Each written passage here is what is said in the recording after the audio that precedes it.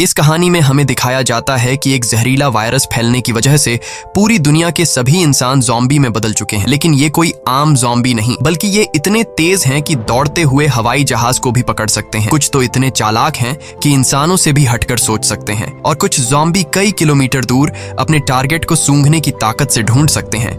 लेकिन इस खतरे से घिरी हुई दुनिया में अब सिर्फ 2 ही इंसान जिंदा बचे हैं। क्या ये दोनों सरवाइव कर पाएंगे या नहीं, जानते हैं आज की इस वीडियो में। कहानी की शुरुआत में हम एक लड़के को देखते हैं जो अपने कमरे में बैठकर टीवी पर कार्टून देख रहा होता है कि तभी अचानक टीवी का सिग्नल चला जाता है और स्क्रीन पर एक इमरजेंसी रिपोर्ट आने लगती है। ये खबर उस लड़के की मुस्कुराहट छीन लेती है। टीवी में बताया जाता है कि दुनिया भर में एक बहुत ही जहरीला वायरस फैल गया है, जिससे इन्फेक्टेड लोग कुछ मिनटों के अंदर भयानक ज़ॉम्बी जैसे बन जाते हैं। ये वायरस बहुत तेजी से फैलता है और पूरी दुनिया इस वायरस की चपेट में आ चुकी है। टीवी में बताया जाता है कि जो भी ये खबर सुन रहा है वो जल्दी से खुद के लिए कोई सेफ जगह देख ले। लड़का ये सब देख ही रहा होता है कि अचानक ऊपर के कमरे से अजीब तरह की आवाज आती है। वो आवाज सुनकर लड़के के गले में सांसें अटक जाती हैं। लड़का धीरे धीरे ऊपर जाकर देखता है तो पता चलता है कि ये उसकी बड़ी बहन का मजाक था। उसके बाद ये दोनों लड़के अपनी माँ के कमरे की तरफ जाते हैं और वहां जाकर ये देखते हैं कि उनकी माँ बहुत परेशान है।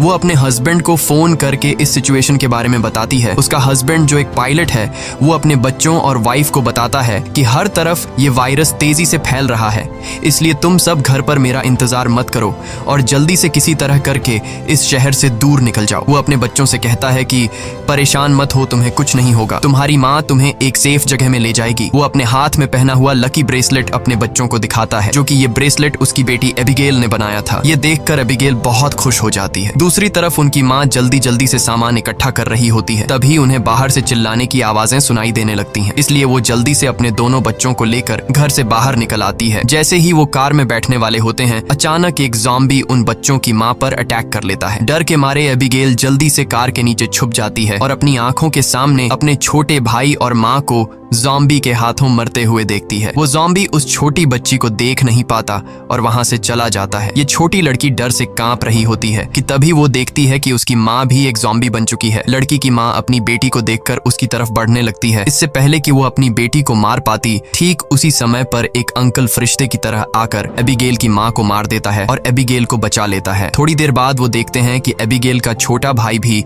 ज़ॉम्बी में कन्वर्ट हो रहा है, इसलिए वो आदमी लड़की को कान बंद करने के लिए कहता है और उसके ज़ॉम्बी बन चुके छोटे भाई को भी गोली मार देता है। अब इसके बाद 10 साल के बाद का सीन दिखाया जाता है और हम देखते हैं कि ज़ॉम्बी वायरस की वजह से इंसानी सभ्यता पूरी तरह से बर्बाद हो चुकी है। कभी रोशनी से चमकने वाले शहर अब वीरान हो चुके हैं और अब तक सारे इंसान या तो मर चुके हैं या फिर ज़ॉम्बी बनकर इधर उधर भटक रहे हैं और सिर्फ 2 ही लोग जिंदा बचे हैं। वो छोटी लड़की एबिगेल जिसे अंकल ने बचाया था, अब वो बड़ी हो चुकी है। उस दिन से लेकर अब तक एबिगेल अंकल जैक की नजरों में पली बढ़ी और जैक ने उसे ट्रेन करके ज़ॉम्बी से लड़ना सिखा दिया है। उस दिन अगर उसकी लाइफ में जैक नहीं आता तो एबिगेल अब तक मर चुकी होती, इसलिए एबिगेल जैक को अपना पिता मानती है। इतने सालों तक जंगल में अकेले रहने के बाद एबिगेल को बहुत ही लोनली महसूस हो रहा होता है। उसकी सबसे बड़ी इच्छा है कि उसे कोई इंसानी बस्ती मिल जाए जहां वो लोगों के साथ मिलकर रह सके, लेकिन जैक को लोगों के बीच रहना बिल्कुल भी पसंद नहीं। रात को जब वो दोनों जंगल में कैंप लगाकर सो रहे थे, तभी किसी की आवाज से जैक की आंख खुल जाती है। वो धीरे से अपने कैंप से बाहर निकलकर देखता है कि तभी एक ज़ॉम्बी जैक पर हमला कर देता है, लेकिन जैक लगातार गोलियां चलाकर उसे मार देता है